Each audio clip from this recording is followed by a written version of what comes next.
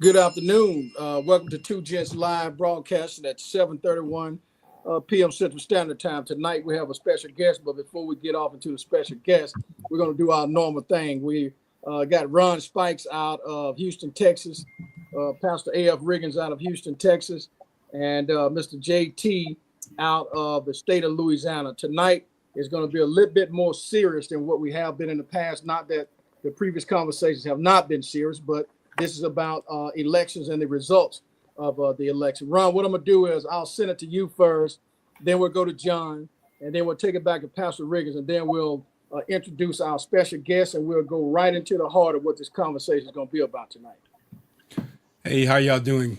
Welcome to Two Gents Podcast. Hopefully we got good sound tonight. We got everybody on the air, and we got a good subject matter that's going on right now, and I'll tell you, I'm excited. Because I see a future. I'm excited because I see a future. Normally you don't see a future, but Melonie brought a future to us tonight. So we're going to sit back and get entertained, and we're going to ask a few questions, hopefully after she get through. And man, I wish everything goes good, because this is some information that we're putting out that's going to make a difference in all the shows that we ever did. This will make a difference. Pastor Riggins. Yes, good evening, good afternoon. Glad to be on. Bishop A.F. Riggins from Houston, Texas. Always glad to be part of Two Gents Live with Baron Glass, Ron Spikes, also Mr. JT. And we're glad to have the guests on tonight. Voting does matter. Being involved in politics, being involved in the process of being a citizen is very important to all of us. And I'm looking forward to the information we're going to receive, and also how we can move forward and progress with that information to make a difference in our community. In fact, our community, our city, and our world.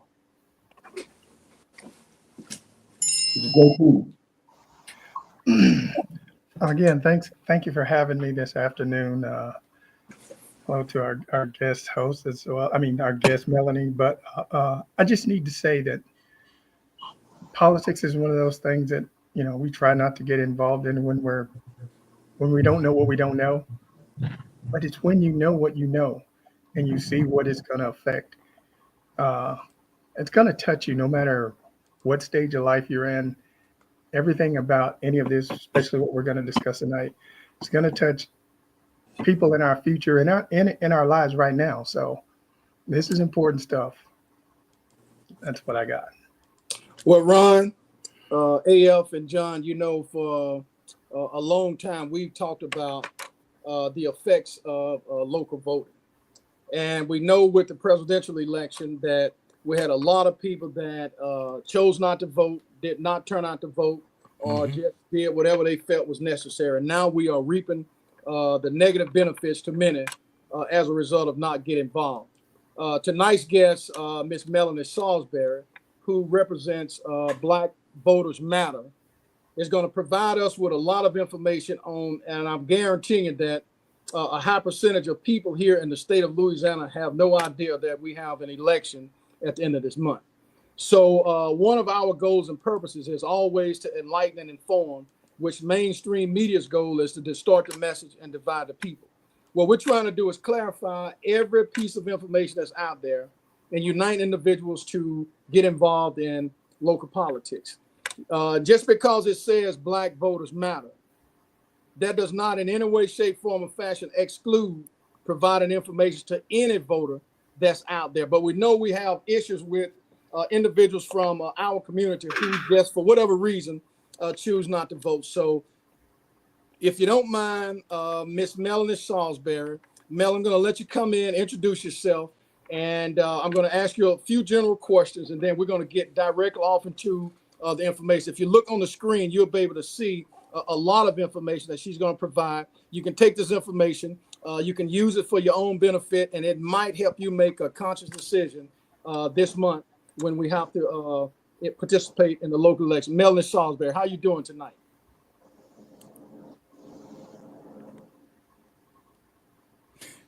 Mel, you may be. I am so sorry, guys. I muted myself. I didn't want to interrupt all this majorly great conversation we had going here. So thank y'all for having me. I am Melonie Saulsberry, a Louisiana organizer with Black Voters Matter.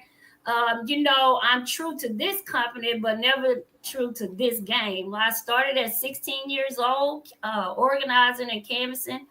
It's only because I had a major concern about my community at that age, right? And so I worked with a number of different orgs. I've also worked independently, me and my family, hitting the streets, knocking on doors, just trying to make sure people understood that it's power in voting. So this has been a part of my life since I was 16 years old. So I am here today with you guys because we have a very important election coming up March the 29th. And I want to make sure that our people are prepared, not just with information, but with voter plans, materials that you need, help you check your status to ensure that where your polling places are, and even help you put a plan together to get there, right?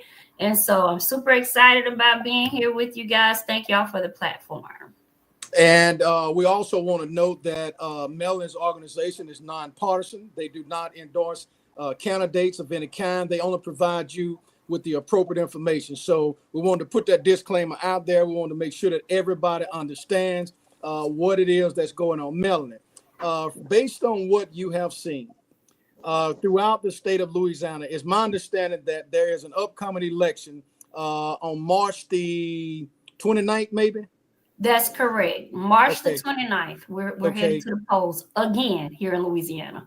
Now, with regards to the March 29th election, Melonie, for those who are out there listening in the state of Louisiana, or if you listen abroad, maybe you have somebody that's in Louisiana where you can provide this information, because these are pieces of information that are consistent and as accurate as they can be. If you look down at the bottom, you'll see a barcode. You can screen that with your phone, and you can go directly to where you're trying to go. So, Melonie, what information you guys' organization feel that's important enough to get people actively involved and engaged, especially if you're 17, 18, or eligible to vote? What information are you guys trying to get out? Because we're trying to allow the platform to be able to get you guys to get that information out. First thing is accurate, right? Is to be able to get accurate information. We all know we are in the era of socials and getting your news or your information to live by an influencer may be tricky, right? So it's super important that you have a place that you know you can go to get information. And when it comes to voting, I'm so excited and super proud that Black Voters Matter offer that to our community and anyone. Okay, this code is not just for Black people. Okay, this code for everybody. It checks everybody's status, not just Black people's status, right? So because I love my people, and that's who I'm working for at this point, but that doesn't mean this information is not accurate for everyone. So excited about that. That's the first thing, right? And the second thing is to be able to access that information. Right. A lot of times we don't know where to go, and that's okay. Like, it is okay not to know where to go to find this information. That's why there's and Black Voters Matter is not the only org. There's so many different organizations out there that is also doing this great work. And that just makes me proud. Right. That's the second thing. And then the third thing, know locally what's on your ballot, right? So this election on the 29th is a statewide election. Let's be clear, right? It's about a third of the parishes. That is the only thing on the ballot. So you and I both know our people don't think it concerns them. Why? Because nobody is knocking on their door and telling them exactly what these amendments are about and how it concerns them, right? And that's why I'm here today and everywhere else I could be, so I can ensure our community understands, one, what's on the ballot, two, what it means for your community, three, and help you get a game plan to get to the polls. So, Melonie, when we look at the lack of enthusiasm with regards to voter turnout. Have you guys organization been able to pinpoint? We've talked about in previous conversations or previous shows that it seems that there is a disconnect with the younger generation versus the older generation. And I'm very curious as to what is it that you guys organization is submitting to the younger generation to get involved. I'm almost certain you need volunteers. So what information you would like to provide to those who are newcomers to voting, and how can we, in you guys' opinion, encourage them that if you vote, your voice is heard. If you don't vote, then you're basically affecting something that would actually affect you once the election is over with. Well, what we've learned, and that's with all the work we've done. Black Voters Matter has been in this space for 7 years. 7 years. Our founders have been in this space for decades, fighting a good fight all over the country. And so what we found that there's a disconnect in government, period, in our communities. Okay, let's be clear about that.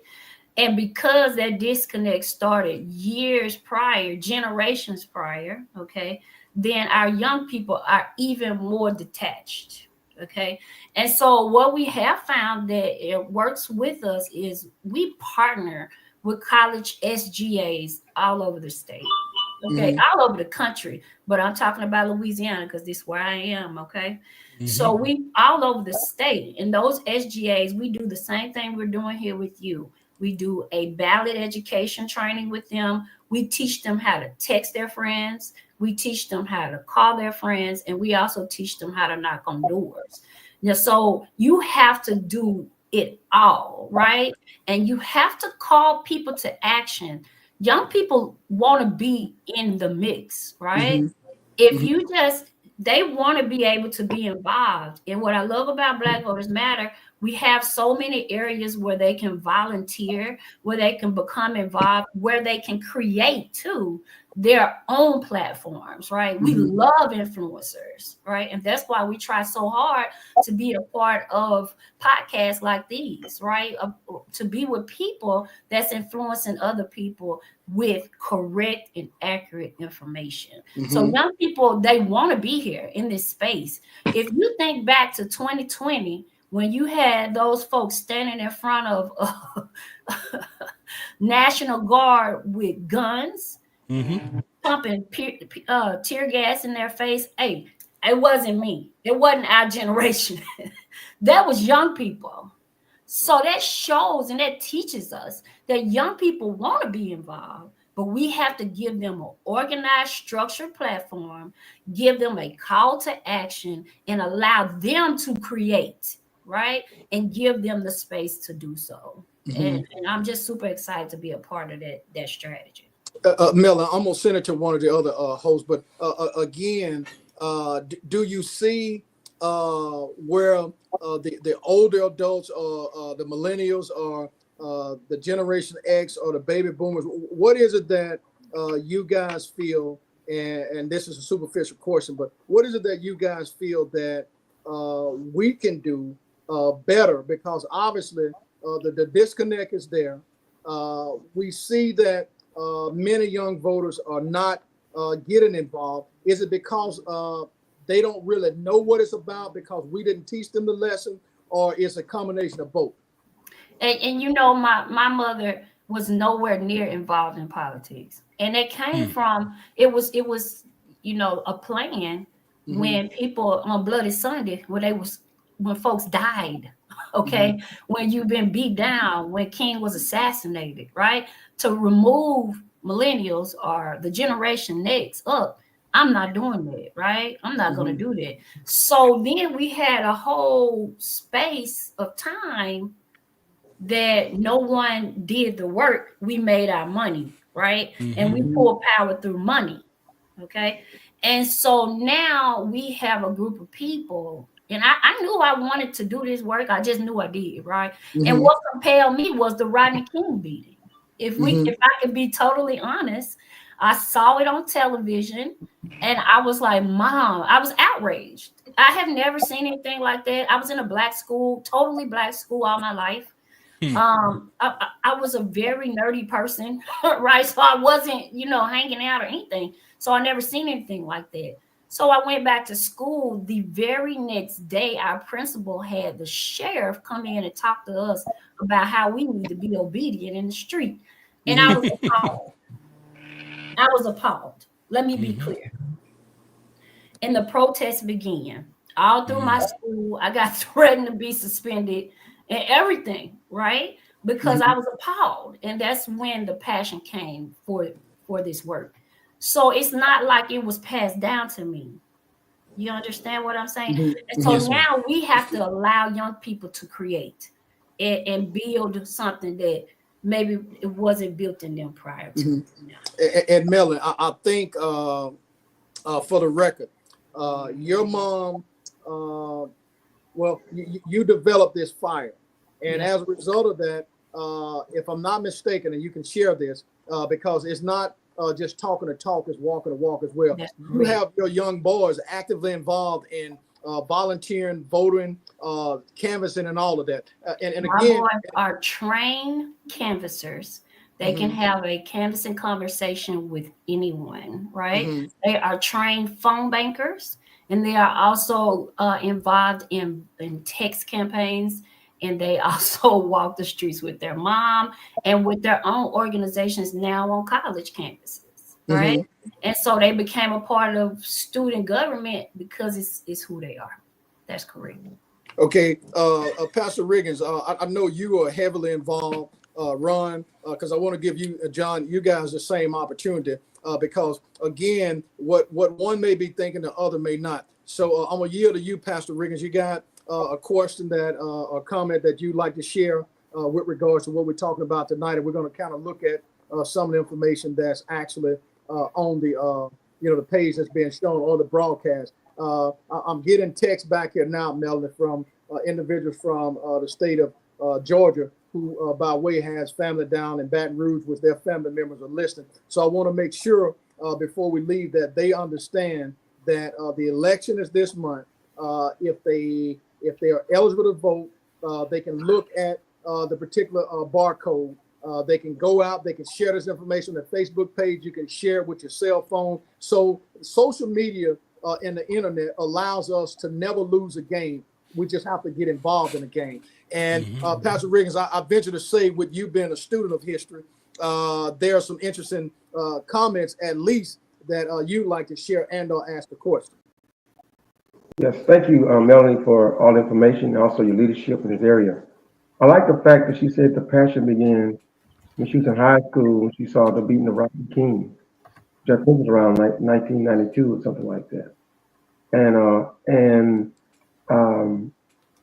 now there ought to be a passion for the oppression that we're facing right now. People are not really grasping the gravity of what's really going on. Even economically, with the tariffs, it's all a game. You drop the stock market, rich people buy the stocks, then you take the tariffs back. But those of us in the middle and on the bottom are going to suffer. All of the different things, trying to dismantle the Department of Education, a lot of the social services that's available, they're trying to do away with. That ought, just like the beating of Rodney King ought to motivate, we ought to become motivated. Now, I know you're in Louisiana. My question is, how can we make sure this is nationally being enacted nationally? I mean, we're in Texas, running out here in Texas. Texas is yes. The organization is national, and I can share a link. I'm working right now to share the link to Black Voters Matter.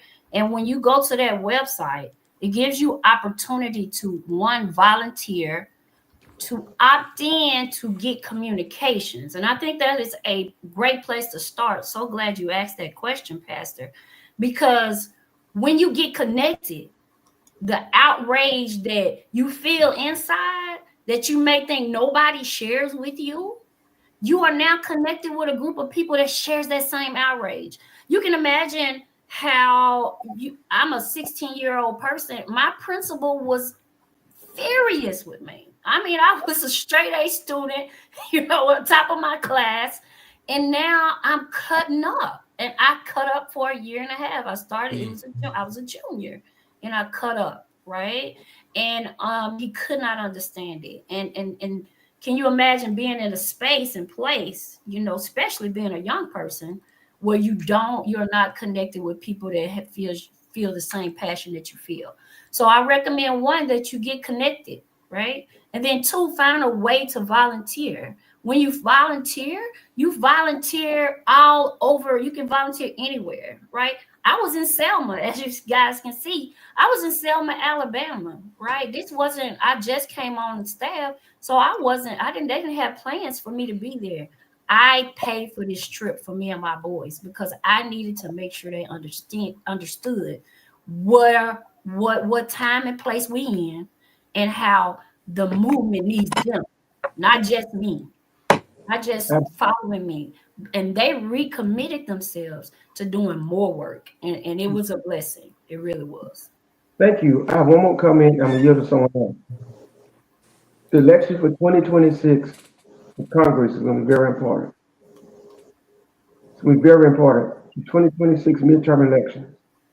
If we can get the country nationwide, Black Voters Matter, and everyone else, to flip Congress to a wide enough margin, and the Senate to a great enough margin that we might be able to legally impeach and remove if we need to, or at least put a stop to everything by passing laws that we can then, even if we veto, we can write the veto. That's the way you know where you don't have to use the ballot box. Now, I believe in the past elections that we just had, votes were stolen. So I want to figure out how we can use Black Voters Matter to be able to be very aware of making sure that the vote is sacred and the vote is pure.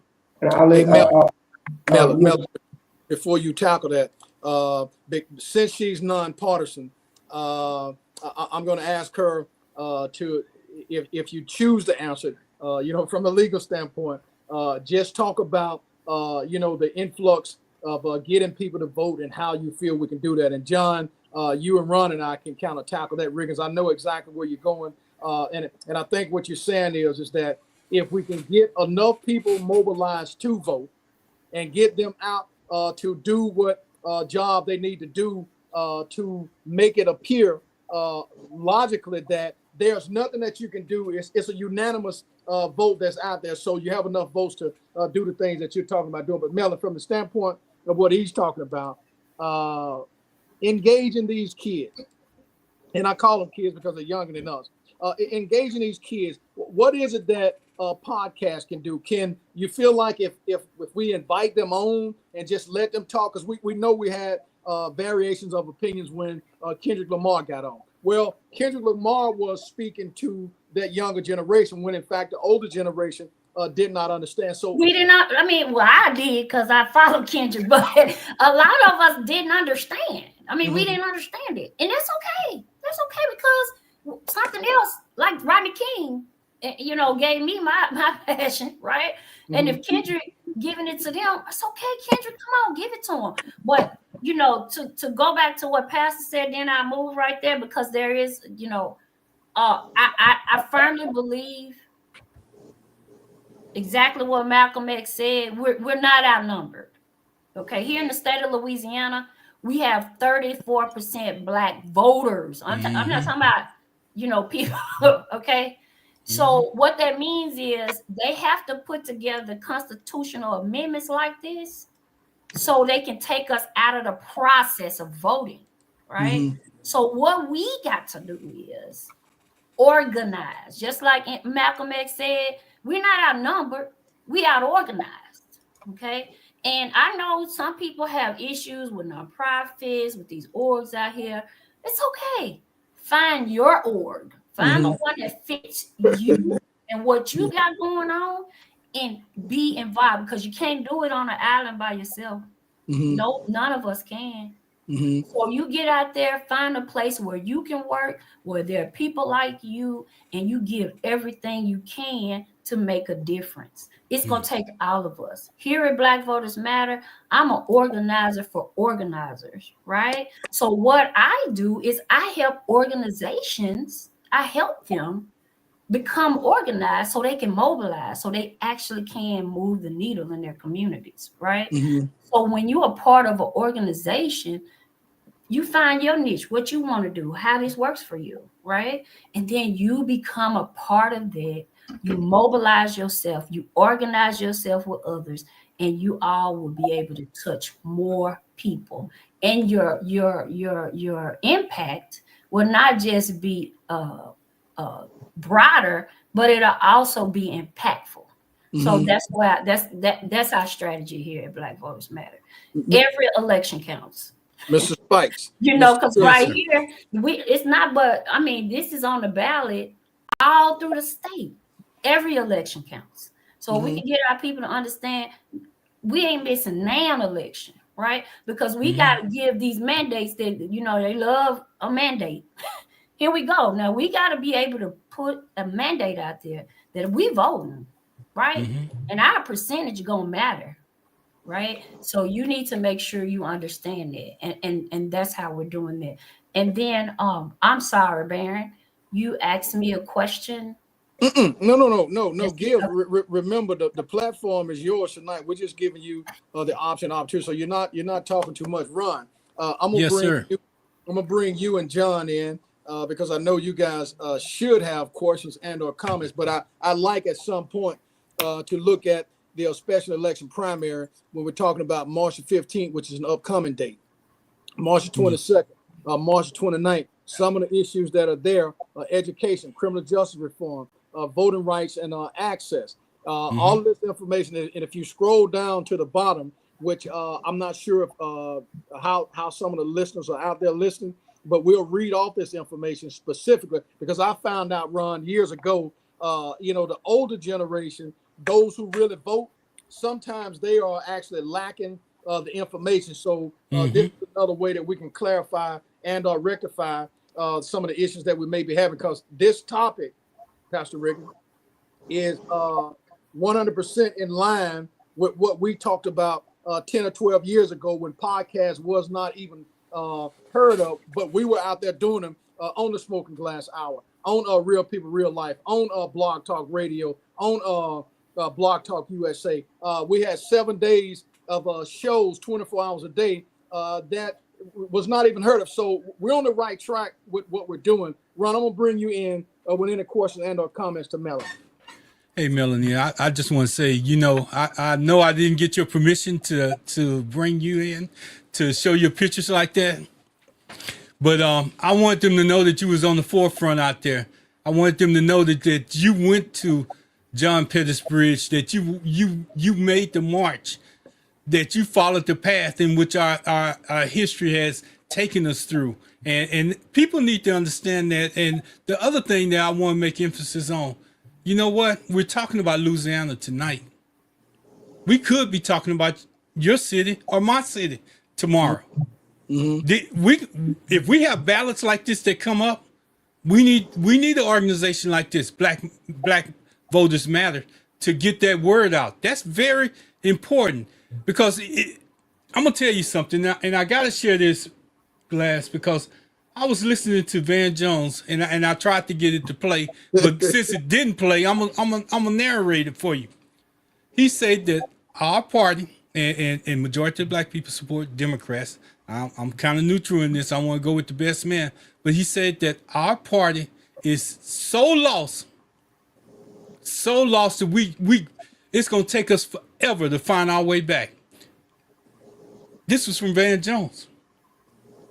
Then we had Jeffries. Then I had Jeffries set up to come on tonight, and Jeffries was saying, we're ahead of this. We got Trump beat. We got everything that they trying to do. We gonna pin it on them. We gonna let them run with it, and we gonna do this. That sounds like something I never heard before. We got them beat. You know, they failing in everything that they do. But here is one thing I want, and all this is relative. I'm gonna bring it back, Melonie. All of this is relative because you know what? We can hear that, and we can say, "Oh no, that ain't what's happening." Because I see in the news that the stock market crashing, and all the rest of that.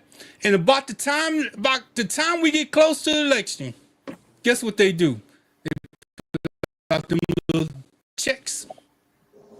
They put out them little checks, and people say, "Oh, you see what he did? The market is coming back. This and that, it's there." But right now, I hope and I pray that we playing chess instead of playing checkers. Because if we listening to the stories that's out there already, we're gonna have a problem. We're gonna have a problem. And organizations like Melonie's, like this Black Voter, it ain't her organization. It's a national organization that she participates in that is trying to tackle something that nobody else has tried to tackle. And we need to replace our older voters with kids.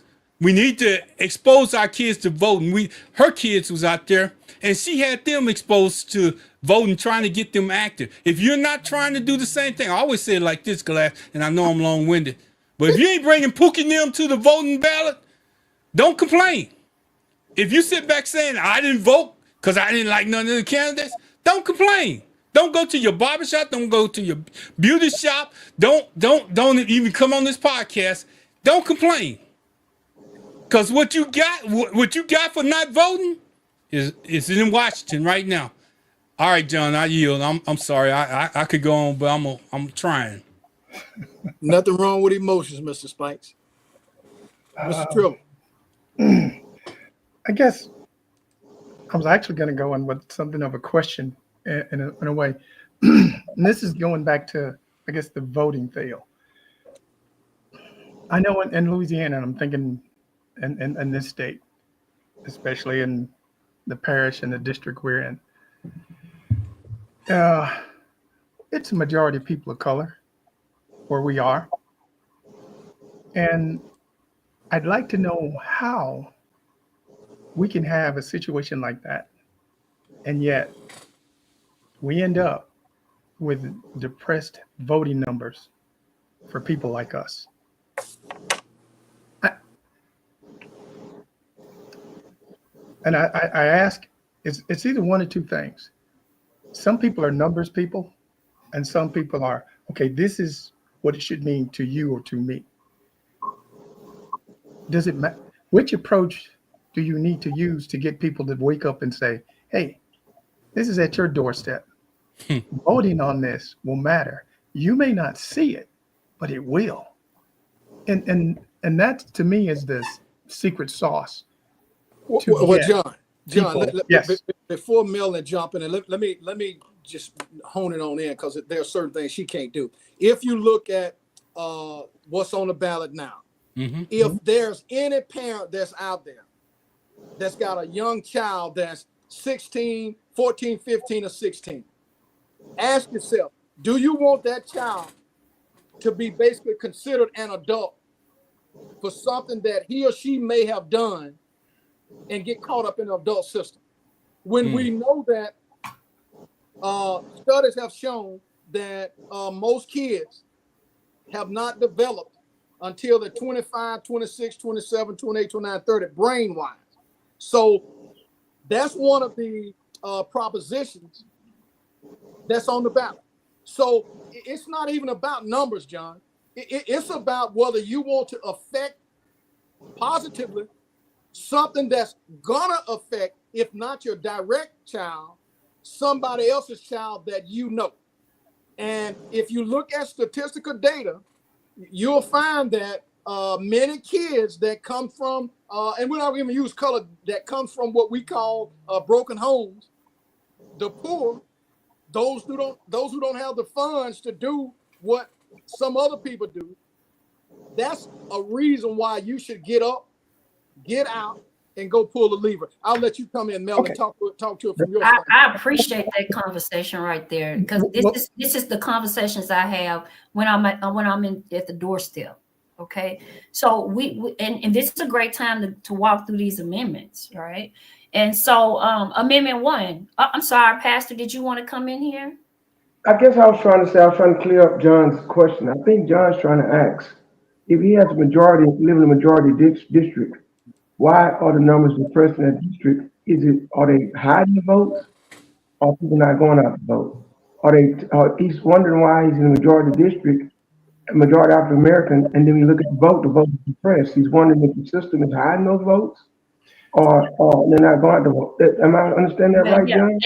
And that's why I wanted to get to these amendments, because what's going on is when you hear that there's an election, and especially being 1/3 of the parishes here in the state don't have anything else on the ballot, again, like I said, they feel like it doesn't concern them, right? They don't understand, because some of us don't even take civics in high school. Let's talk about that, right? So they don't even know exactly how the connection from government to the neighborhood, right? Mm. And so that's why it takes people like us, people like this platform, Black Voters Matter, Power Coalition, vote.org, all these different people to communicate this information to them where they can understand how government works, right? Why it's important to stay engaged, and why it's your civic duty to do so, right? So let's talk about Amendment 1. Amendment 1, rules for out-of-state lawyers and courts. Now you hear that and you be like, especially me, because I'm scary and I'm not going to be in a whole bunch of stuff, right? So I'm not going to be at the court system. It don't have nothing to do with me, right? Mm-hmm. But it does. Out-of-state lawyers, think about what we got going on in our country and the climate. Your rights have been taken from you. And now you got to bring a lawyer out of the state, because our lawyers here, they don't have that gumption yet. We're going to pray for them. We're going to pray for them. And they may be able to do this work for you. But now you got to bring an out-of-state lawyer into the state in order to help you receive your rights back, right? And so now they want to make a special court. And they want to rule over out-of-state lawyers, right? Mm-hmm. And so now it's making it even harder for you to get the best representation, even if you got money. Do you understand what I'm saying? So then that's Amendment 1, right? But if you read it, it says rules for out-of-state. I'm not a lawyer. I'm not going to be in court. This don't have nothing to do with me. Mm-hmm. Police are brutally killing babies every day. And I got 3 sons, okay? Mm-hmm. This applies to me, right? And so now, Amendment 2, change the taxes and state revenue, right? What does this mean? Even when they go in the ballot, okay, these amendments, y'all, when they are written, it's 150 plus pages. Mm-hmm. When you go into the ballot box to vote, they got 2 sentences. Mm-hmm. Yeah. Come on, man. I mean, 2 sentences. Okay, let's be clear. So, and then those sentences gonna contain a whole bunch of wording and jargon that my people ain't never heard of before, right? So now let's go to Amendment 2. Now they restructuring the taxes, right? But why? You always have to ask these questions. But why? Right? If you read this here, it says it may reduce income taxes. It may. First of all, it may. And provide more tax breaks for seniors, but could result in funding shortages for public services, education, healthcare, and infrastructure. Say now, that again, Mel. That sounds like my whole community. Melonie, say that. Read that again.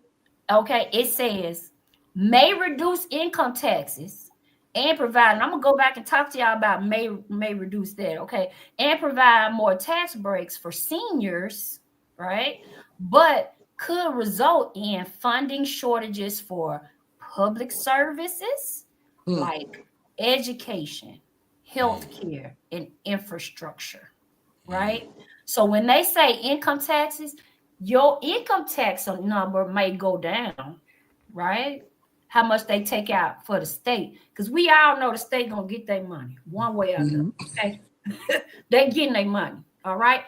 And it's for who? 350K and above. Okay. And 150K you and above, you're gonna see probably $5. But 350K, you just imagine what that's like. You do the math. Okay. And you wanna risk that for all of this in our communities that we know we already getting the short end of the stick. Let's be clear. Louisiana is 3 from the bottom. Am I right, Barry? Right. 3 from the bottom. Yeah. Okay. And now, Hey, Amendment 3. Melonie, Sir. Melonie, let me just drive this point home, so our viewers can understand. You know, when you go in small town America or you traveling across the USA, you always know what side of the railroad tracks you're on. You can tell what side of the railroad tracks you're on, because as you travel through those small towns, it's always that railroad dividing the town. So as we travel, we need to understand what Melanie is saying is that money is not going on one side of that track; it's going on the other side of the track. So anyway, I'm gonna let you get to 3. And if you live in the rural areas of Louisiana, you're not getting any either. I just want you to know, black, white, green, or purple.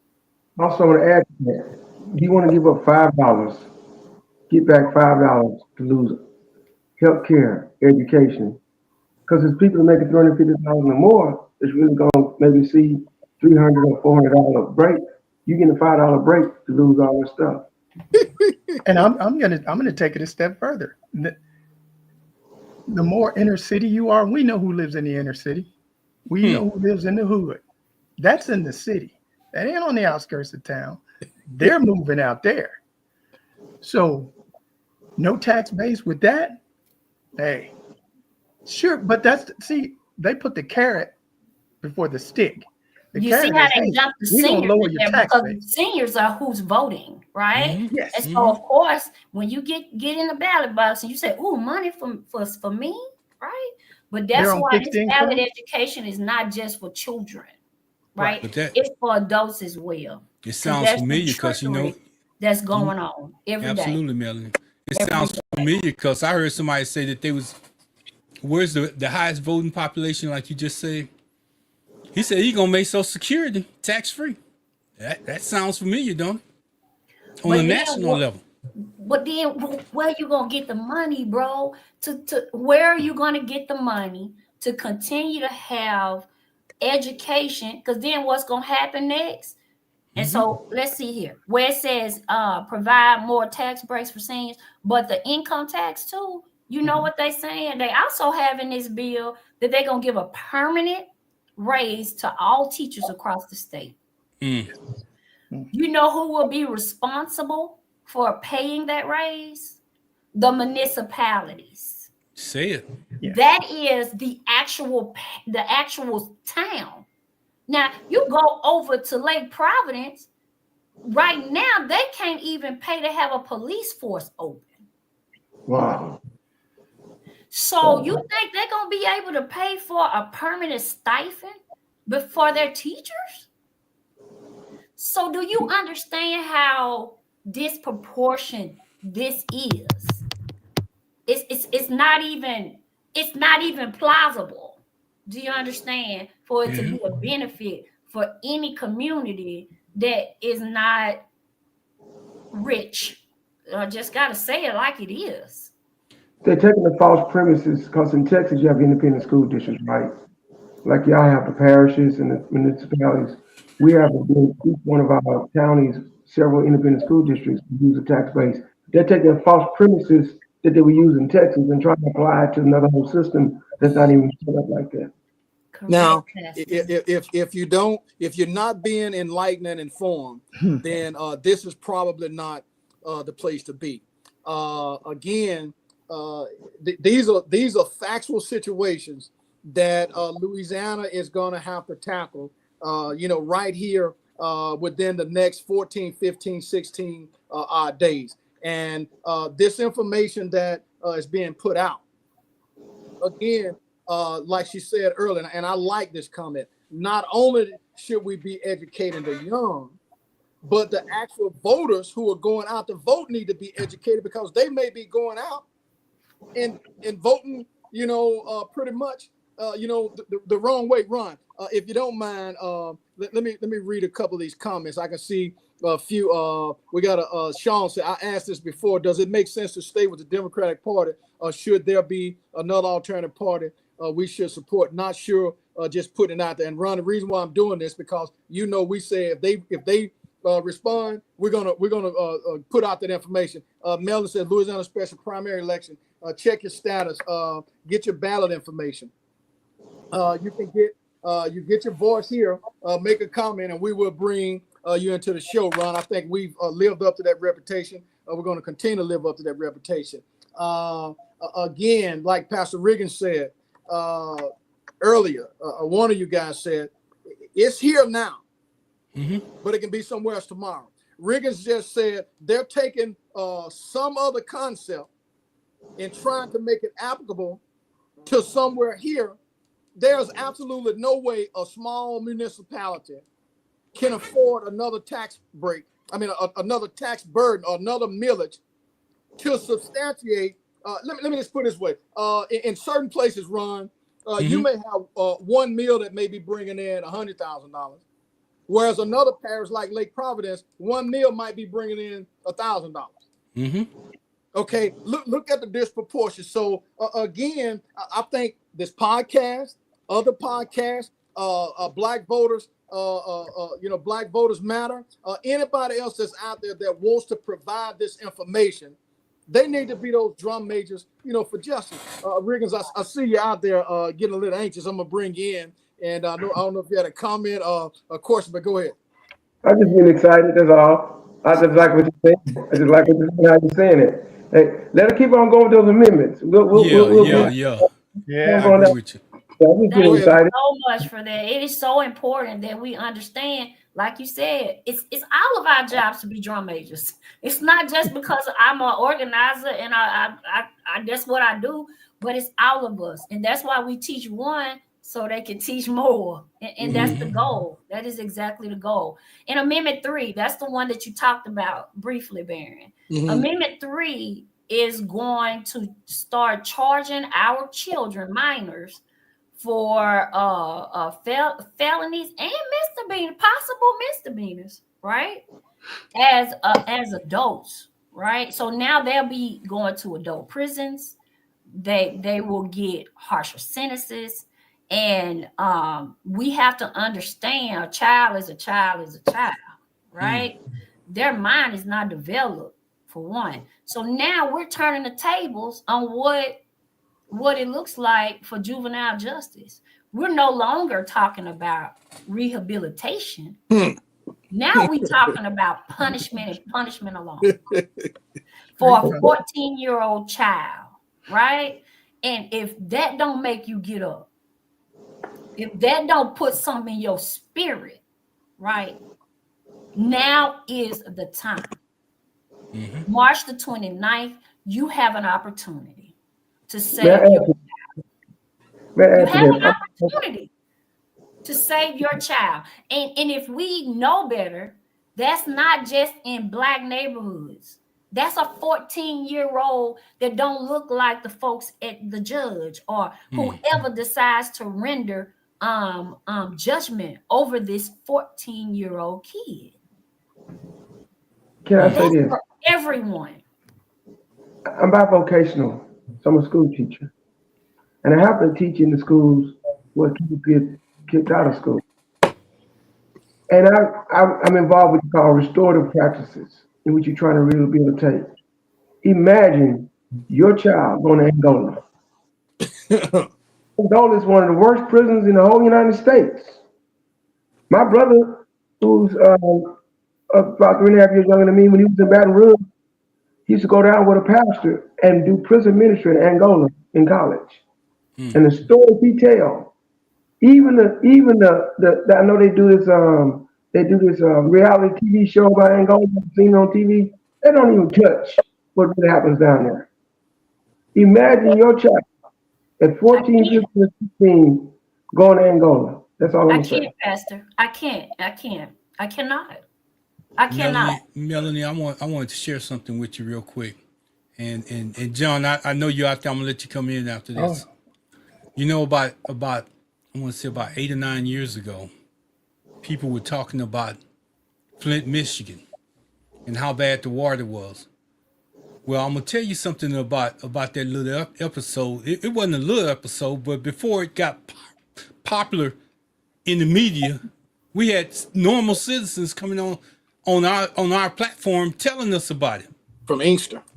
Yeah, we had people coming on telling us about what was going on. This is small town America. Right. It may be in small town America, but I heard it in Houston just recently. Right. We're running out of money in our city. We're running big city. I'm talking about big city. Mm-hmm. If your city don't have money to function, what happens? They just stopped. They just froze jobs here in Houston.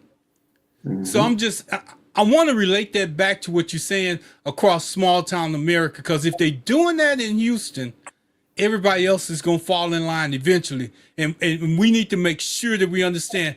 John, I'm giving it to you. Melanie, please get to that Fourth Amendment so we can make sure we cover everything that we need to cover, because we get carried away here. I'm just going to hit this about that Third Amendment real quick. Okay. This pertains. I cannot believe this happened. I got a phone call this morning about one of the kids that I used to coach in youth sports from 8 to 12. I think he's 17 now. He got arrested on drug and gun possession charges. Mm. And this Third Amendment was the first thing that hit me. It's like, this is why, and I'm going to lose my voice talking about this maybe, but this is the very reason why this can't go. They're just kids not ready for what they think they're getting into. It just, there's just no It's room. not for And them. this hits people's fear of, high crime. Our city's the most crime-ridden city in the country, for where we are, for where I live. It's supposed to be the number one crime city in America. And so all the powers that be hear that. They hear from their constituents that, we're afraid. Y'all got to do something about this crime. This happens. You know what, John? Lock them up, throw I away think the that's key. the other way around too. Constituents hear politicians fearmonger. Yeah. I'm here in the state of Louisiana. Don't get me wrong now. We got some crime, but crime is actually down. And with John Bel Air crime was down. Yeah. So the politician is telling you this, right? So you can have a reason to like them. There you go. So you can have a reason to vote for this. I was sitting in a community meeting just last night. I probably shouldn't share. Go ahead. So we all know, well, we don't all know because I didn't know. In the state of Louisiana, it used to be 500 would be considered, theft. 500 would be considered a felony, right? Mm-hmm. Now it's 1,000. I had a fella sitting right next to me. He said it ought to be 100.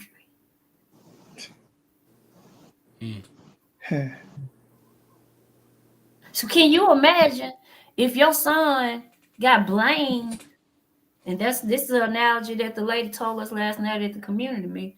Your son got blamed. He did or he didn't for taking somebody's cell phone. The value of a cell phone is $200, $300, $400, $500. Mm-hmm. And this is in our Constitution, y'all. This is what I want y'all to understand too. This is not an ordinance. This ain't a rule. This will be stitched in the Constitution. And just as hard as it took for them to get it on this ballot, it's going to be even harder for it to be removed. So now is the time to ensure that our governor and our legislators understand that our children will not be at stake right here. Okay. Melanie, sometimes you have to break it down to where normal people can understand it. And I'm gonna do that.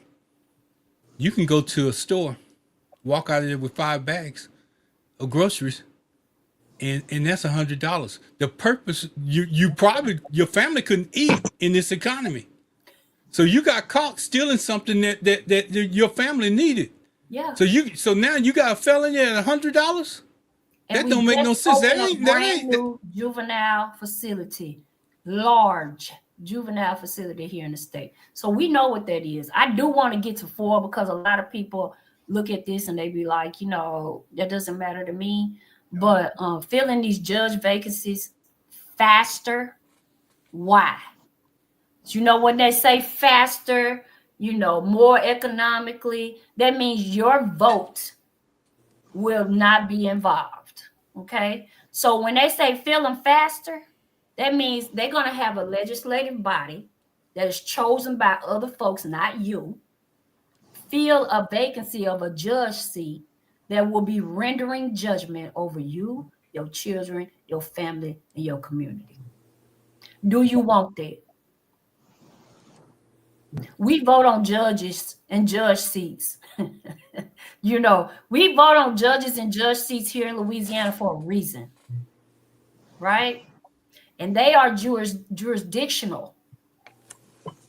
So I don't want anybody that don't even know my area, don't know my folk, don't know nothing about what we're doing in my parish to be filled in a judge seat just because it's faster. It's not an option. So there's your 4 minutes that's on the ballot. Mr. Spikes. Yes, sir. Example nationally. Who put that judge in a seat in Florida? The federal judge, the 45th president, who then that same judge made it sure that he didn't get the spy case put on the docket. So then we never saw it before the election. Same concept. If somebody's putting judges on the seat, those judges are going to work for the people that put them on the seat. But if the voters put them on the seat, they'll work for the voters. So what you're saying, it works on the national level and the local level, but the one that affects you the most is the local level. But see, that goes back to that game of checkers and chess. We didn't know what was going on, but we should have been playing something. Now, all right, Glass. Now you need to be running in this ballot box to ensure, because now you have the information, and that's all we're trying to do here. We're just trying to ensure you have correct and accurate information. Again, like I said, each one of these amendments is 150 pages plus. When you walk into the ballot box, you get 2 sentences to explain what this amendment is telling you. And wording does not look like what we have here in front of us. So now it's always your choice because it's your vote and it matters. But know your ballot. Know what's there in every parish. And Mr. Spike, since we're talking about voting, and we're talking about all of these parents who kids are on free lunch, in a drastic move, Education Secretary Linda McMahon announced Tuesday that 1,315 employees at the U.S. Department of Education will be laid off. Yes. This is part of the administration's ongoing effort to dismantle the agency, sparking concern of potential legal challenges. A senior department official confirmed that the affected employees were notified on Tuesday. When the president began his second term, the department had more than 4,000 employees. Even before this announcement, 100 had already been placed on leave. But the sad part is, after these latest cuts, the department will be left with only 2,183 employees.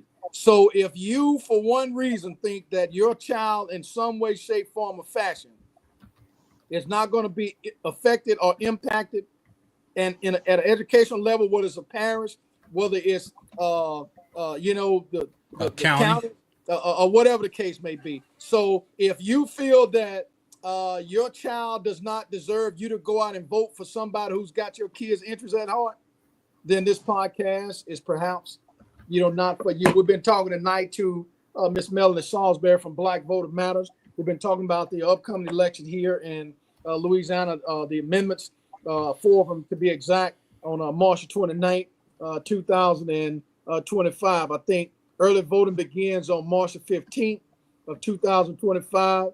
Early voting ends on March 22nd. So as a matter of fact, JT, early voting is going to start Saturday. If you need to know any information about your status and find out your polling location, all you got to do is come back to this podcast. You can look down at the bottom. You'll see where there's a scan of your Q code, and you can pull that up, and it's going to take you directly to where you need to go to find this information. Now, John, this is pretty simple to me. Pastor Riggins, pretty simple to me. Ron, pretty simple to me. You asked to be fed, we just gave you a steak. You asked for some water, we just gave you a gallon. You asked for some money, we just gave it to you. Everything that you need to know about this particular election, we just gave it to you. So not only did we enlighten you, we inform you. Now, we're not asking you to agree or disagree with anything. We're asking you to go fact check the information for yourself and make a conscious decision when you go inside of the voting body. Now, the problem is, Ron, you, Melonie, Riggins, or John, there's absolutely no way in West Hell you can take 150 pages and put that all in 2 sentences and get a balanced conclusion of what you're trying to say. It's absolutely impossible. Hell, AI can't do that. Hey, Glass, the way that they word it, unless you read it once or twice, it's gonna sound like you doing the opposite when they word it. So unless somebody puts out the information, goes into the ballot box in the early voting, and then comes out and clarify everything, guess what? You don't really know what you're voting for, because you read it when you're there and you're like, wait a minute, that's not what I want to vote for. Exactly. It's too late after you done cast your vote. It's too late. If we can get this information out, if somebody can go in early voting and they can share that information out where we can put it out again and tell them which one they should be voting for, because not everybody understands. Not everybody understands. We have to do a better job of communication, and we know that that's coming. Go ahead, Pastor. Yeah, this is nonpartisan because it's not Democrat or Republican. But everything I heard tonight about these amendments, the answer should be no. That's not partisan. Whether you're Democrat or Republican, whether you're Anglo-American, African-American, Hispanic American, Asian American, the information she gave us was every amendment to benefit yourself in your life should be no. Now, and we want to make sure that we preface that. That's one of the guest hosts, AF Riggins. He can state that. I can state that. John, you can state that. Unfortunately, Melonie can't because you're nonpartisan. And want to make sure that nobody get hung up in the cracks on that, because we want to be legitimate and legal. But I wanted to yield to that because Sean had asked the question, should the simple message be to just vote no for these amendments? What's the message we should deliver to voters? And see, Riggins, I think you did what we should do. See, it's one thing to give them information, but it's another thing to give them the answer to the information that you're giving. Okay, why would I support anybody putting a 13 or 14 or 15 or 16-year-old kid in an adult prison, trying them as an adult? You know, it's not even imaginable. Kids, man, some kids, hell, we can look at us and look at what we were doing. We were 16 or 17. Hell, we didn't know what we was doing. We probably was afraid of what mama would do, but we still did it.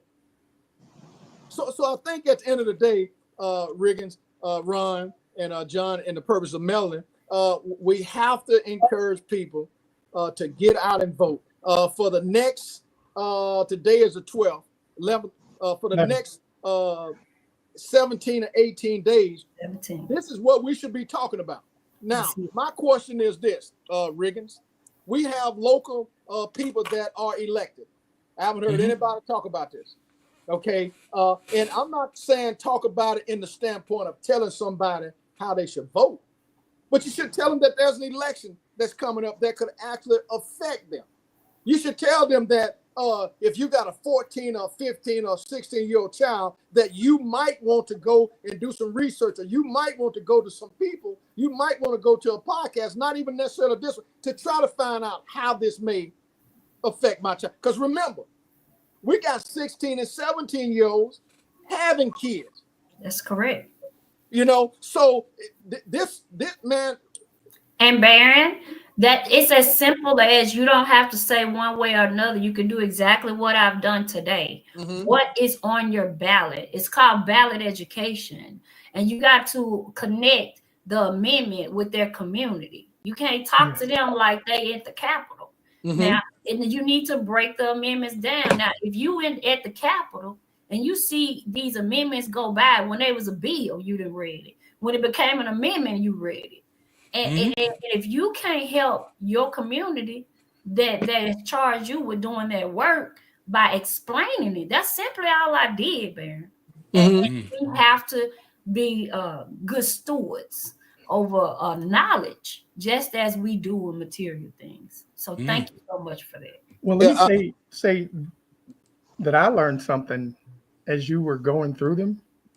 I thought I understood them 100%. But you actually, I won't even say which one, but you corrected me what my thinking was on one of those amendments. And it changed my thought process of like, okay, well, hey, I know what I need to do for that. You know, I won't say, but yes. And that's kind of what she just spoke about, was what I meant about, do you keep feeding people statistics to get them to understand, or do you have them, do you show them, like you said, Melonie, touch them, this is what it means for you, then hey, it's on you to go out and do it. Take care of it. Now you have the information. Do with it what you must. Well, you know, the old good book says, and I think Riggins can attest to this, it says, I planted, Apollos water, and God give the increase. We're planting. You know, we're giving out as much info. Well, let me just put it this way. I can guarantee you, John, that if only one person heard this podcast tonight and it helped them, mission is accomplished. If one person would share this podcast, because none of us are getting paid.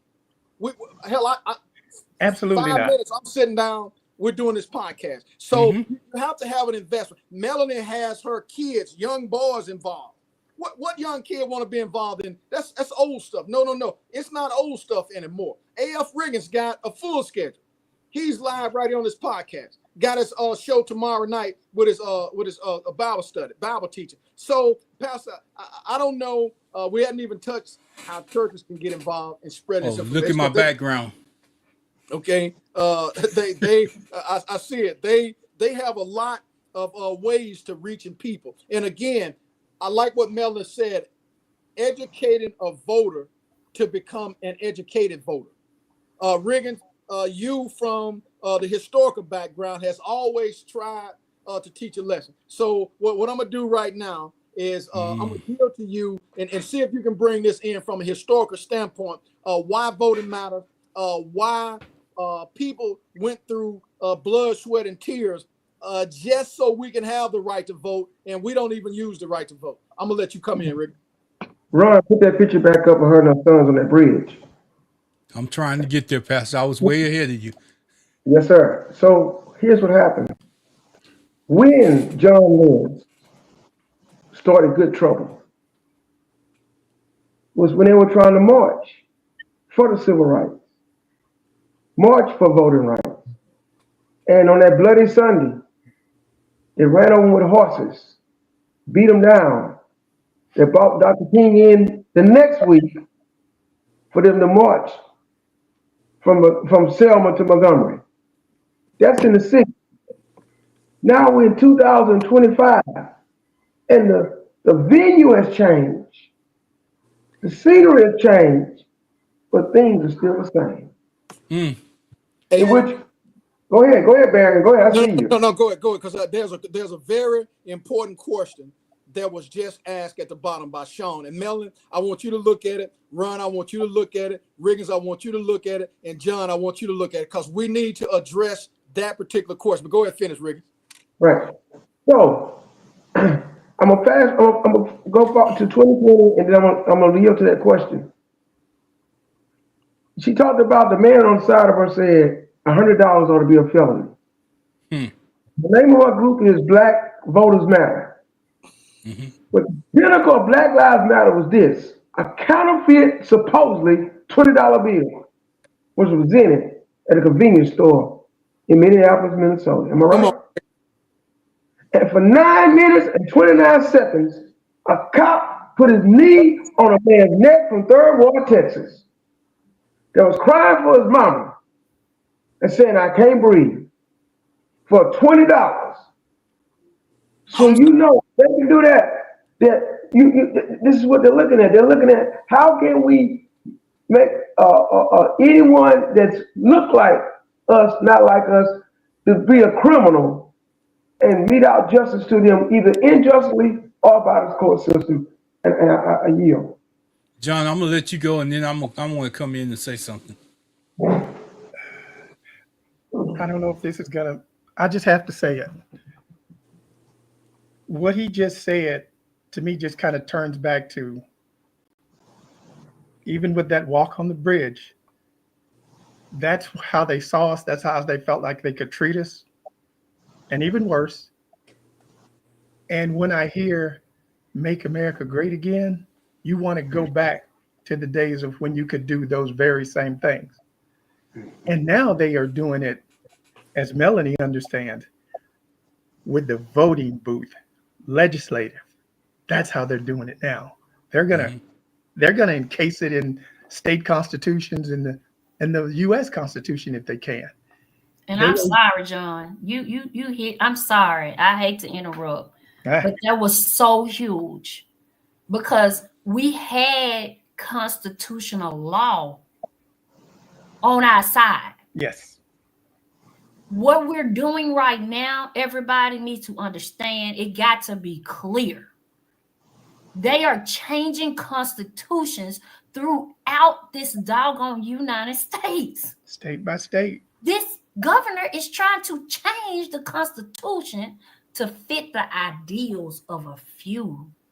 Institutionalized racism.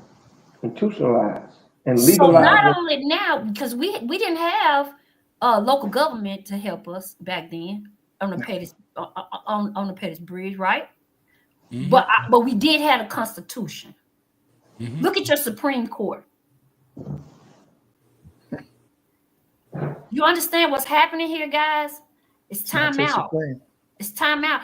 We gotta stop it, and the only way to stop it right now is we gotta get in there and vote, and we gotta teach everybody around us why it's important and why it means that to their community. And John, I am so sorry, but that was so huge. I'm sorry. No, you wrapped it up. You wrapped it up for me perfectly.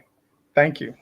You know, as we sit here and talk tonight, and as I look at that bridge where you took your family out, and that was something that it was just recently. I went out to your page and I had tried to call Melonie on Sunday. I guess she said, I don't know who that is calling me, but because Glass had told me to call you about 2 weeks ago, and I said, well, I got to get in touch with her. But then I said, you know what? After that, after you didn't answer, I said, you know what? She's probably busy. Let me go out to her page, and I started looking at your page, and I looked at those pictures, and that's the ones that got me. That's the ones that brought me back. But I want to tie this back to something. You know, I put up this picture in my background for a reason. We used to have a way to get the word out to our people, but now we're allowing people to come into the church when it's full and packed, and they getting their message out. But we ain't sharing no message for our people. We ain't talking about voting. We ain't talking about these 4 amendments here. How many pastors do you think in the state of Louisiana talked about these 4 amendments that's going to affect his congregation when people coming into the church? How many? Even Texas, because it's coming.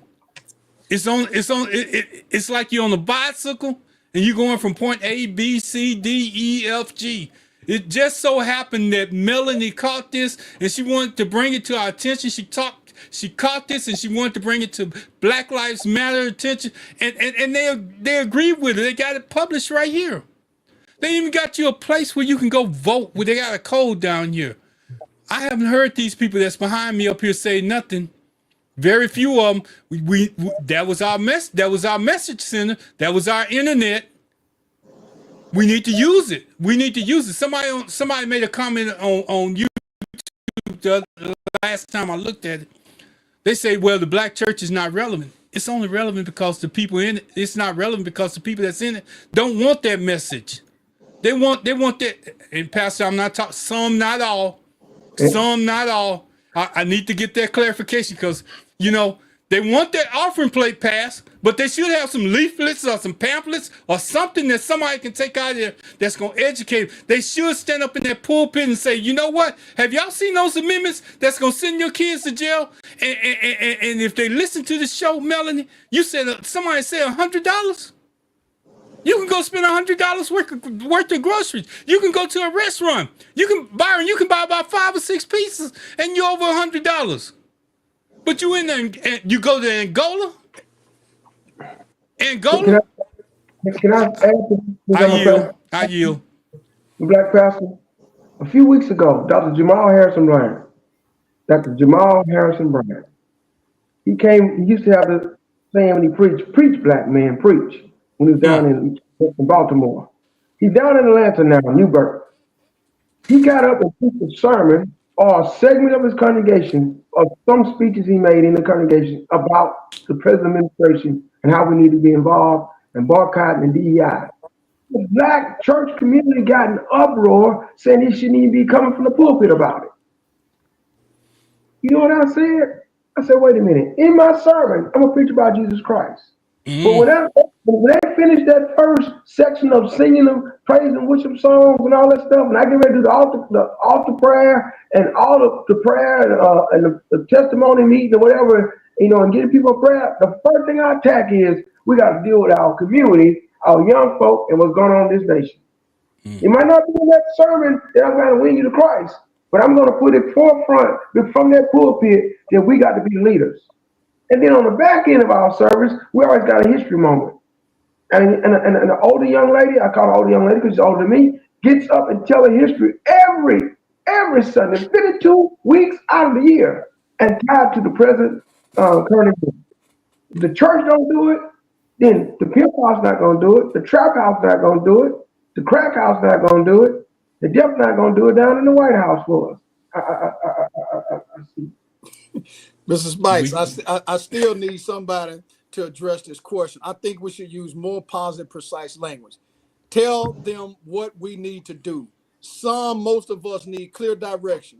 Just boils down to making it clear. Now, my question is, enlightening and informing, what is it that we need to do tonight to make this loud? And I think we've already covered that, but that's a question coming from a viewer. And if one is asking that, then 1,000 is asking that. And Ron, I'm gonna go back to what you just said.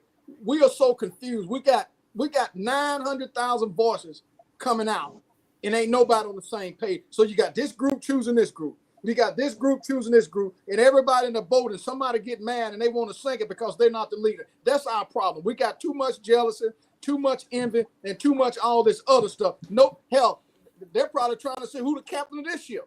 Well, if you look at it, we all are captains. We all do what we got to do. And my point on that is that when you're talking about a clear message, that means that sometimes, even if you don't agree with what's being done, if it's in the best interest of what y'all are doing, you got to go with that. That's what you call leadership. My thing is this, Glass. And if we disagree, Ron, which we do it when we get off the podcast. We don't. I mean, my point is this. When people ask questions, I like to give them an answer. I think we need to make it clear, like they said. We need to be precise. I think Melonie has provided as much information as anybody could provide from Black Voters Matters platform, which is talking about the upcoming March 29th election here in Louisiana. You got 4 amendments, 4 propositions, what you want to call them, that's on there.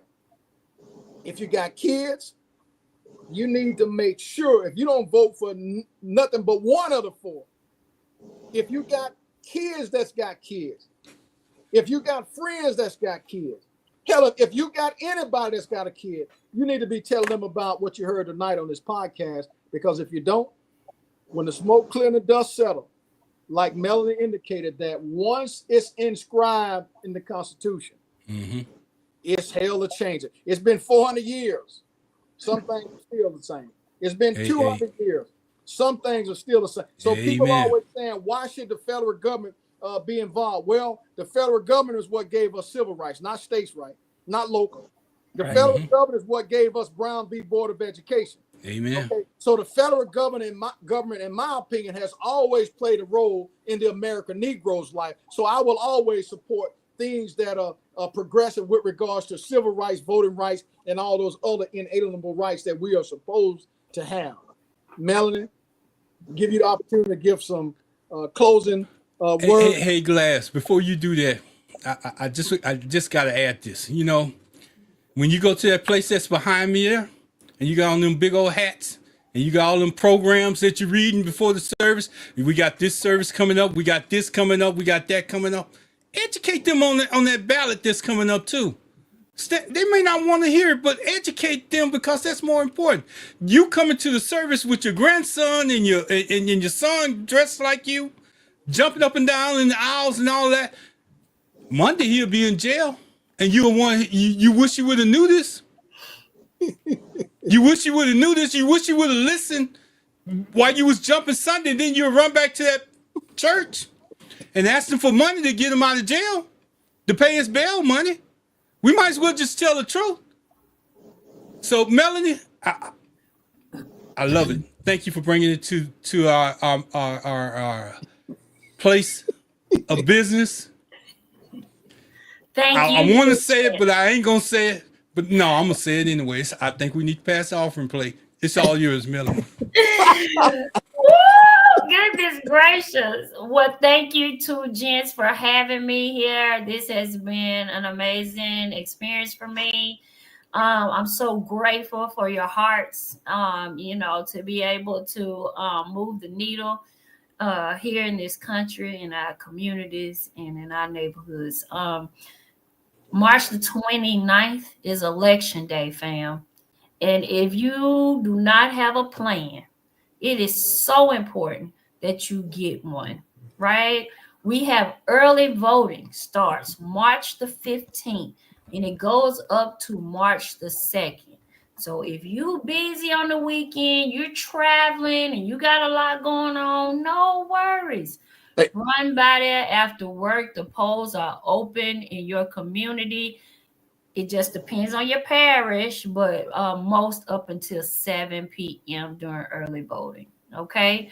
And if you just scan the QR code that these brothers put here for you, and if you on YouTube, I put the link right there. All you got to do is click that link, and you'll be able to go right in and find out where your polling locations are, your early voting time locations, and you'll be able to know exactly where you're going. And also check your status. We all know that we had a glitch back in the presidential election of a lot of people being removed from the rolls. So you need to make sure you check your status as well.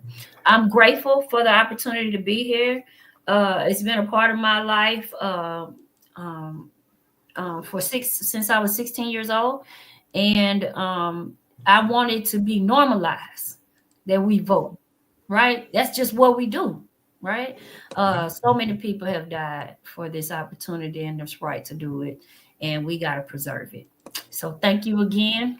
I appreciate your time, everybody. We got 4 amendments on the ballot, and if you need anything, that QR code will get you right to it. Thank Melonie. you. Melonie? Okay, go ahead. I'm sorry. Melonie, I always receive texts, and somebody says, is she from your part of town? Okay. Somebody, just hear me out. Somebody says, is she single? LOL.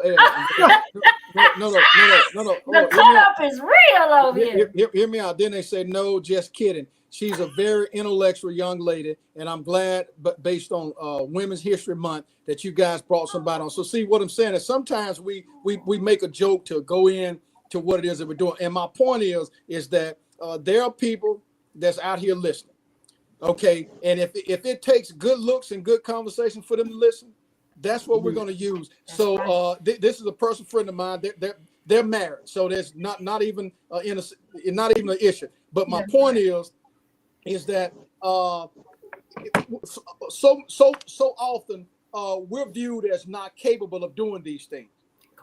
We're viewed as not having the intellectual ability to do these things. So when we're doing things, that's why you see sometimes me, Ron, Riggins, or John, we try to correct what we feel is wrong, because at the end of the day, we can do anything we want to do. That's correct. Okay, and we're going to continue to do that. I want to thank you for having enough courage to come on Two Gents and talk about something that's very, very, very important. If anybody out there listening again got a young kid that's 13, 14, 15, 16, 17, we need to we need to get involved. Here's somebody else said, I am putting this on my social media tonight. Thanks for all the information I did not have an hour ago. So what I'm saying is, Ron, you always ask a question. I've always said this, and this is our mantra. If it's one person on, we're going to do what we got to do. If it's 1,000 people on, we're going to do what we got to do. But at the end of the day, Pastor Riggins, if it ain't nobody on, we still going to do what we got to do, which is enlighten and inform. We're not going to distort the message or divide the people. We're going to try to give them what they want, and they can utilize it however they want to do it. Melon, thanks for coming on. If you want to, you can discharge yourself. Otherwise, me and the guys, we're going to sit here and talk about one or two things before we log off, because we're looking at about 8:50 p.m. Central Standard Time now, Mrs. Spikes, or 8:59 rather. So, Well, Mel, y'all have a great Can I time. get it? I Can I will get it? remove Can I get a quick- myself, and thank you for my great compliments. Melanie, and Melanie. Happy Women's John Month. wants to ask you something, Melanie. Melanie, can I get a quick 1 second? question in? Yes, Melanie, sir. in Louisiana, we have LA Wallet. Correct. Some people don't think that they can use that to actually go and vote when you show your ID, but you can. So the excuse of, well, I don't have my driver's license won't float anymore. That's correct. I use LA Wallet to ID. That's correct. So there you go. Correct. That's correct. Just be ready. And that's a part of the plan. That's a part of your plan, right? You don't have your driver's license, ask somebody, what does it take, right? That's a part of your plan. And that's great. That is so great. Great on that. Thank you for reminding us. Okay. All right, y'all have a great night. Enjoy the rest of your time together. Thank you, Melon. Bye-bye. Appreciate it. Mr. Spikes, Mr. Riggins, another successful run. We did what we needed to do. We put out this information. I wish we can get other people from other parts of the country to actively use us for whatever they feel they can use us for to get out information. I think we covered, everything that we need to cover. I'm gonna yield to you, John, and Pastor Riggins. I'm clear. I'm good. I needed to get that in. At least I wanted to, because I do believe some people, you'll think of an excuse to not do it. There ain't any excuses for this. This is your life and everybody in your future. This is what we need to do. If we want to turn this thing around to not go back to times when, we can't even go into places that we used to. This is the time, because that's where they want to take it. I'm just going to be blunt about it. They want to take it to that. So, Come on, Pastor. I'm gonna wrap up the show, so I got a couple of things before I wrap it up. If Ron want to say something. We good. Okay, I want to tell you something. Number one, the glitch in the system, I think, was purpose. I'm gonna keep telling you that I don't believe the election of the president was fair. The glitch in that system, there's glitches all over the country. I'm gonna leave that right there. Second thing, when you're talking about the federal rights, what they're trying to do, here's an example, Louisiana and all the other states, they're trying to have what you call state rights, like it was before the Civil War. Take back the power from the federal government, leave it with the state, which is predominantly bent a certain way, mostly conservative, mostly other. They want to make America great again and give the power back to the states so they can be able to minimize what the federal government can do. That's what they're trying to do. The last thing, since she is gone and she could not be biased, but we're here now. I'm telling everyone that's watching, clear and concise. The wine is made of throne. The question is, will I ever leave? And the answer was no, no, no, no. The question is, should we vote? How should we vote on these amendments? The answer is no, Or no. no, no, no. All four. I agree. Prayer time.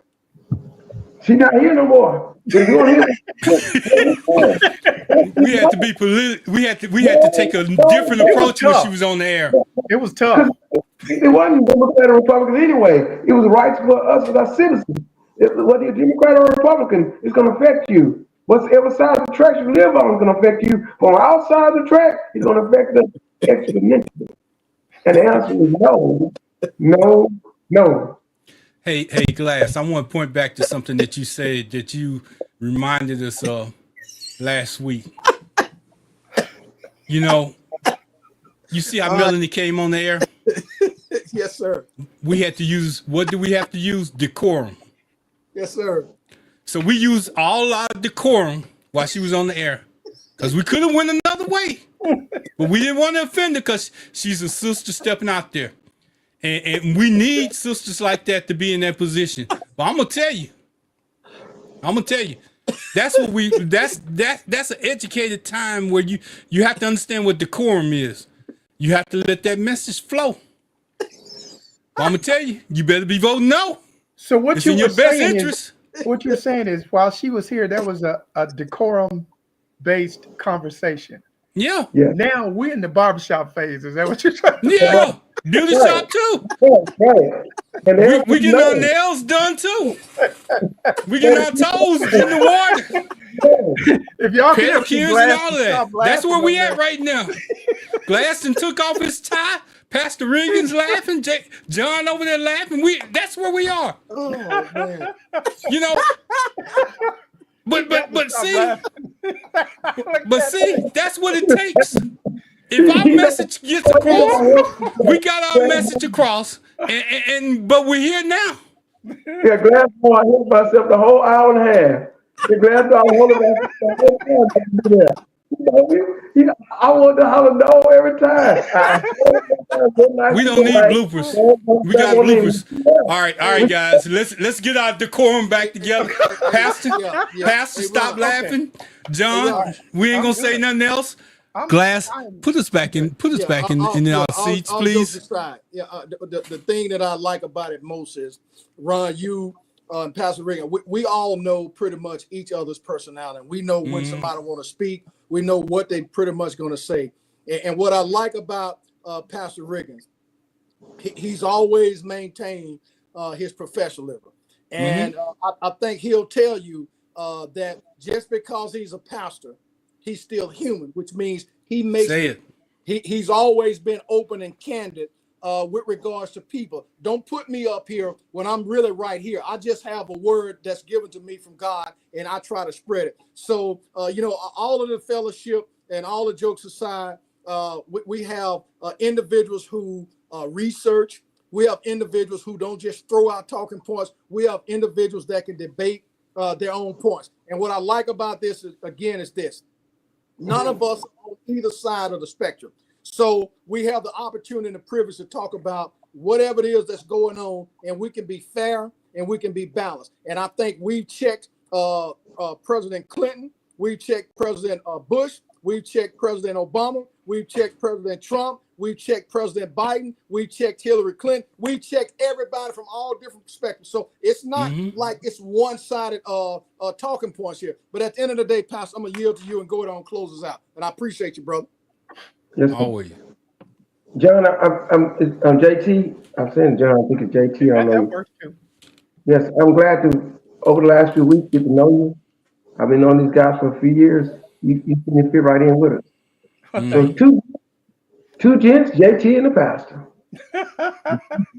JT and the pastor. Whatever. I mean, two gents. There's trouble waiting to happen. Trouble waiting to happen. We're gonna make something. I appreciate it. Father, I thank you for the opportunity to be able to do your work tonight. I heard Ron talking about jumping on Sunday and what we're going to do on Monday. And Father, I often say Sunday doesn't meet Monday. It's not working. Sunday doesn't meet Tuesday, it's not working. Sunday doesn't meet Thursday, it's not working. If Sunday doesn't meet March 29th at the ballot box, it's not working. Mm. So we're looking for the young lady Melonie who came on and informed us, enlightened us, educated us, and motivated us. And now we ask for God as we leave, even though Ron and I are in Texas, we're praying for Louisiana right now, that the voters will and make a move. The faith without works is dead. They put their walk with their talk. They put their work with their go out and pull the lever and resoundingly make a stand for what's right in this election. Pray for everyone that's listening to the sound of our voice who comes and part of this too. Embrace them, not your presence. In the name of Jesus we pray. Amen. Amen. Amen. Thank God. Thank God. Thank God. Appreciate you, gents. You've been listening to Two Gents. It's about 9:07 p.m. Central Standard Time. Thanks and have a great night. God bless y'all.